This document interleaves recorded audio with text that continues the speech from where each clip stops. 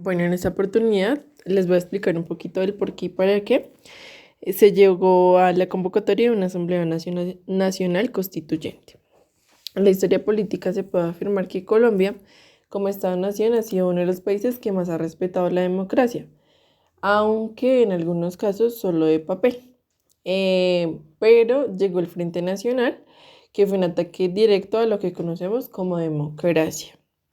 Ese acuerdo histórico de los partidos tradicionales disolvió la idea que el se guiara por las necesidades de la mayoría y lograron germinar en la sociedad el clientelismo, que hasta hoy en día nos afecta y en la pérdida, y esto afectó a la pérdida de la fe en las instituciones, como es el caso del voto y la abstinencia electoral. Bueno, la Constitución de 1991 fue resultado de una asamblea en la que estuvo reflejado el país con sus virtudes y sus defectos. Bueno, en este caso, la constituyente pretendía tener igualdad. La Constitución de 1991 nació como respuesta a los problemas originados por la guerrilla y el narcotráfico. En este momento todavía estaba el M-19, pero más adelante vamos a tener un hecho importante que fue la desmovilización de ellos. Eh, y bueno, y por lo cual, ya que todos estos conflictos se originó la séptima papeleta, que eran jóvenes universitarios que en este caso crearon un mecanismo extraconstitucional y que con este se pretendía que el pueblo manifestara la necesidad de convocar una asamblea constituyente.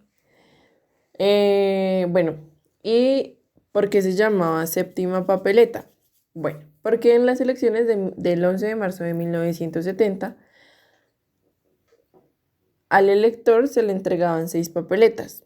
Era para el Senado, para la Cámara, para la Asamblea, Consejo, Alcalde y Consulta Liberal.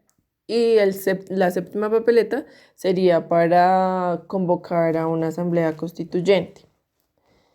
Bueno, en cuanto a los temas más controversiales en la Constituyente, fue la revocatoria del Congreso.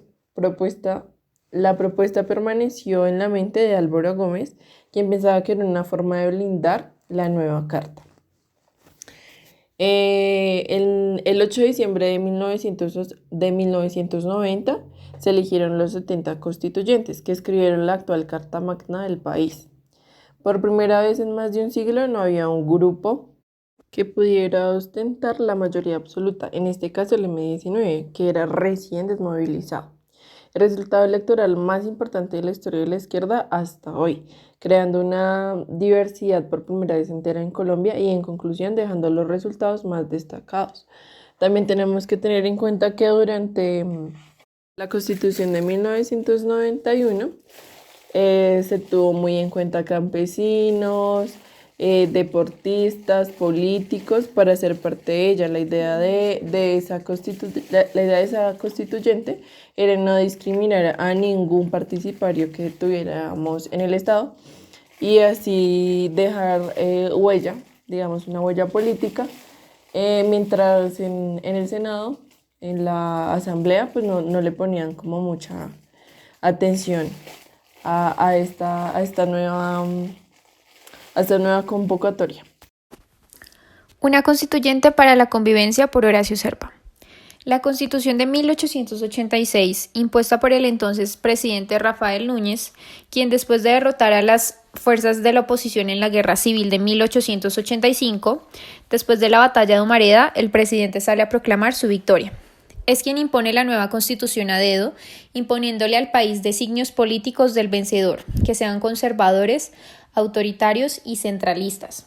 Más de un siglo transcurre para que se reúna otra constituyente, un claro ejemplo de participación, una convocatoria generosa para unir al país, para buscar soluciones en conjunto. Lo que se buscaba era la paz. Hace 20 años no hay estado de sitio, es decir, un estado que es impuesto por su jefe de estado. No hay ciudadanos detenidos por orden exclusiva al presidente. Los congresistas dejan de tener inmunidad parlamentaria. El Banco de la República no se vuelve a manejar desde el Palacio de Nariño. desaparecen las emisiones de dinero ordenadas por el Ejecutivo, los gobernadores y alcaldes ya no se nombran a bolígrafo. Ahora estos funcionarios son elegidos por el pueblo. Ahora existe la Fiscalía General, la justicia es independiente, funciona la Defensoría del Pueblo, la Auditoría General. Ahora somos una república unitaria, pero descentralizada. Una república unitaria quiere decir que existe un solo legislador y descentralizada que la facultad que se otorga a entidades diferentes del Estado para gobernarse por sí mismas. Hay nuevos partidos políticos, se respeta la libertad religiosa, la igualdad es ejemplo del funcionamiento social, hay diversidad étnica y cultural. Ahora hay mecanismos para alcanzar el reconocimiento y ejercicio de los derechos como la tutela y la acción popular. La democracia se funda en una participación ciudadana. La Constitución de 1991 es un estatuto diferente para una comunidad incluyente, en la que se respete la propiedad privada, en la que se rechaza todo acto de violencia para reclamar equidad. Tenemos una Constitución con todas las propiedades para alcanzar la paz.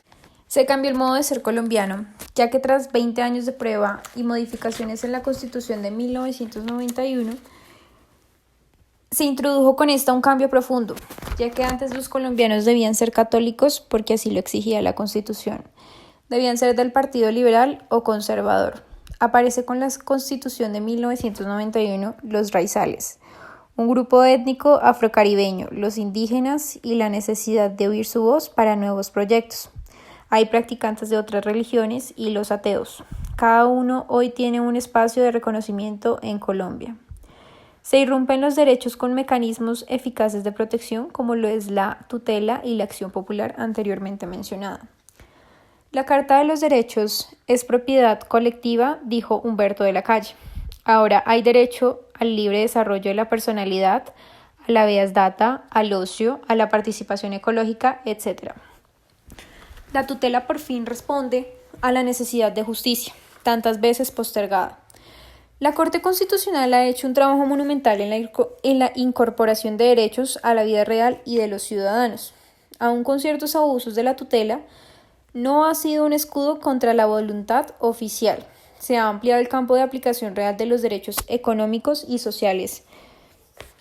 Con la intervención de Luis Carlos Galán en el Senado de la República, decía que mientras el gasto nacional ascendía al 79%, el de los departamentos se situaba en el 16% y los municipios un 6%. Esto fue para 1987.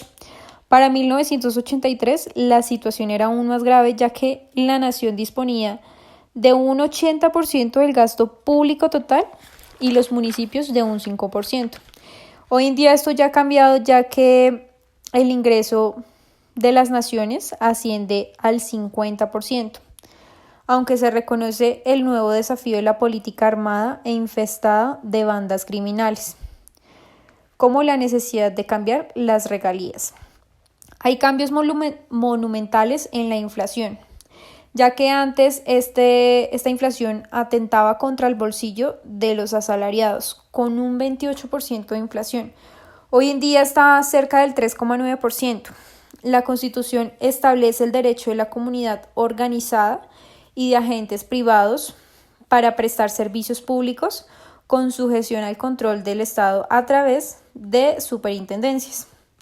La justicia padece una situación crítica, ya que no solo en la arquitectura constitucional, sino en la vida cotidiana, la incursión de la rama judicial en nombramientos extramurales ha sido un fracaso, porque se introdujo el virus de la politiquería.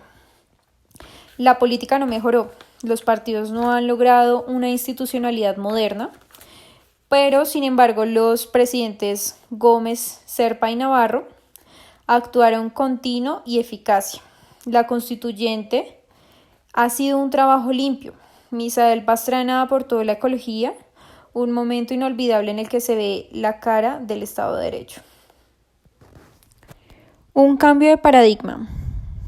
Dice Juan Carlos Henao Pérez: el derecho es la gramática de poder, porque para nosotros las palabras tienen un significado especial. nos gobiernan. Las palabras en el ejercicio político solo tienen por objeto hacer transparente la justicia. Es tan extenso que se convierte en códigos, en leyes. Pues cuando el primer ser humano escribió, se comunicó con la humanidad, con el futuro, con los seres desconocidos, con otras culturas. La Constitución de 1991 representa un cambio de paradigma político, porque hay liberación económica y la idea de constitución desde el pensamiento jurídico. La Constituyente de 1991 fue una asamblea de consenso, no de vendedores. Esta constitución de diversidad de perspectivas refleja su ideario, la vigencia del sistema de democracia representativa, a la par con una democracia participativa, deliberativa, el reconocimiento y ampliación de los derechos individuales como derechos fundamentales. La acción de tutela como mecanismo ágil de defensa de los derechos, un sistema de garantías judiciales y fortaleza.